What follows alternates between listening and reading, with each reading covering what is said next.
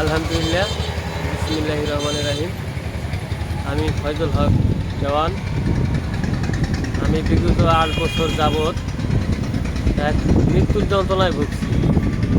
আমার বউ আমাকে এত নির্যাতন করেছে যে পুলিশ দিয়া, র্যাব দিয়া আমাকে মেরে আমার কিডনি ও লিভারে সমস্যা করে আজকে আমি মৃত্যুর শয্যায়। বাংলাদেশের এরকম কোনো মানুষ নাই যে এই গরিব অসহায়ের পক্ষে থাকে, ন্যায়ের পক্ষে থাকে, ইসলামের ধর্মের পক্ষে, আল্লাহ নবীজির রাসূলের ন্যায়ের পক্ষে। সমাজে সবাই এগিয়ে আসুন। আমার অনেক বিপদ, আজকে আমি জীবন ও মৃত্যুর সাথে পাঞ্জা লড়ছি। আমার আজকে জীবনের অনেক বিপদ চলতেছে এই মুহূর্তে। আমার বউ একলা বাসা ভাড়া নিয়ে থাকে রহিম খার বাসায়, রহিম কমান্ডারের বাসায়। আর একলা বাসা ভাড়া দিছে, ওখানে পারমিশন নিয়ে এক হিসাবে বলা চলে যে সে এখন পার্মানেন্টলি প্রতিটা মেয়ে ঘোষিত হয়েছে। সমাজের কোনো মানুষই জঘন্য মহিলার বিচার করে না, সমাজের কোনো মানুষই এগিয়ে আসে না। পাবনা তলার যত মানুষ আছে তাদের পক্ষে, এবং থানার আশেপাশেও অনেক মানুষ তাদের পক্ষে চলে গেছে। তারা ঘষা দিয়া সব ধরনের মানুষই পক্ষে নিয়ে যায়। আমার পক্ষে যদি কেউ থাকে তাকে ঘষা দিয়ে নিয়ে যায়। এই জন্য আমি পুরুষ নির্যাতিত, আমি বিচার কোনোদিনই পাই নাই। আজকে বিচার আমি না পাই, তাহলে এই জায়গা থেকে আমি ফাল দিয়ে আমার জীবন আমি ধ্বংস করি, আমি মরে যাব। আমার বেঁচে থাকার আর কোনো ইচ্ছা নাই। সংগ্রামী ভাই বোনেরা, সাংবাদিক ভাইয়েরা, আপনাকে দৃষ্টি আকর্ষণ করছি, বাংলাদেশের দৃষ্টি আকর্ষণ করছি। আমার এই বিপদে সবাই এগিয়ে আসুন, প্রতিবাদ করুন।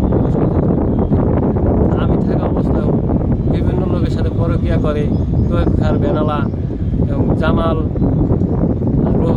রোবকাপ রাসেলের খার বাসার ভাড়াইটিয়া, এদের বিচার কেউ করে না। সমাজে অসামাজিক কার্যকলাপ চলিতেছে।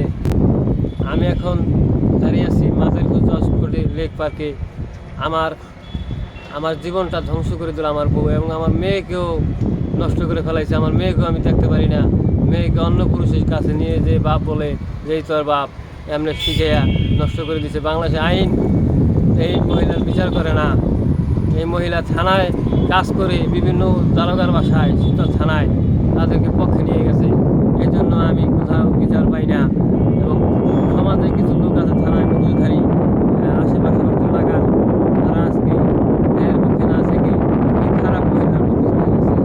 সংগ্রামী ভাই বোনেরা, আজকে আমার এই বিপদে সবাই এগিয়ে আসুন, প্রত্যেকে আওয়াজ করুন, আল্লাহর দিনের রাসূলের নবীজির বাণী উচ্চারণ করুন। এই ন্যায় পরায়ণ এই খারাপ মহিলা বরদাস্ত করুন, এই খারাপ মহিলার বিচার করুন। আজকে আমি পৃথিবীর বেঁচে থেকেও আজকে আমার মেয়েকে আমি দেখতে পারি না, আমার মেয়েকে আমি মেয়ে বলতে ডাকতে পারি না। মেয়েটাকে নষ্ট করে ফেলাইছে। আমি এই জঘন্য মহিলার বিচার চাই, এবং এই মহিলার জন্য আজকে আমার মৃত্যু ও জীবন একখানে দাঁড়িয়ে আছে। এই মহিলা স্বামী থাকা অবস্থায় একলা বাসা ভাড়া থাকে, এবং বিভিন্ন লোকের সাথে পরকীয়া লিপ্ত, এবং তার আগের স্বামীর সাথে পরকীয়া লিপ্ত। রবেলের সাথে, জামালের সাথে, অর্থ এলাকা শিবরা গান্ধী ও থানার পাশে এরা ভ্যান নিয়ে বিভিন্ন খারাপ মহিলাদেরকে নিয়ে ব্যবসা করে।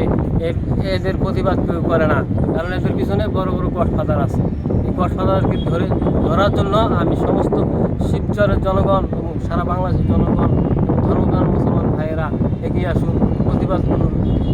এই লোকটা সমাজটাকে ধ্বংস করে ফেলাইছে। আজকে সমাজ কোথায় গেছে? আমার বউ পরকীয়া করে। আমি দেশে আইন এত ভয়াবহ, এত নির্মম যে পুরুষ লোকের কোনো নির্যাতনের কোনো বিচার নাই। আমি বাংলাদেশ সরকারের কাছে আহ্বান জানাই, মাননীয় প্রধানমন্ত্রী গরিবের প্রতি অশেষ দয়া, জননেত্রী শেখ হাসিনার গরিবের প্রতি অশেষ দয়া এবং করুণা, যে গরিবের প্রতি যে মমতা, অসহায়ের প্রতি তার যে সহায়তা, আজকে সে আমার এই মরণের জীবন হাত থেকে আমাকে সেই মাননীয় প্রধানমন্ত্রী যেন বাঁচায়, আমি তার দৃষ্টি আকর্ষণ করছি। এবং সারা বাংলাদেশের মানুষ, আমার মেয়েকে আমি ফেরত চাচ্ছি।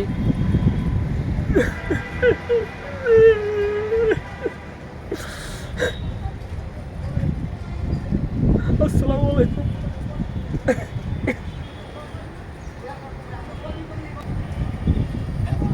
আমি আমার নাম্বার বলছি 0177710759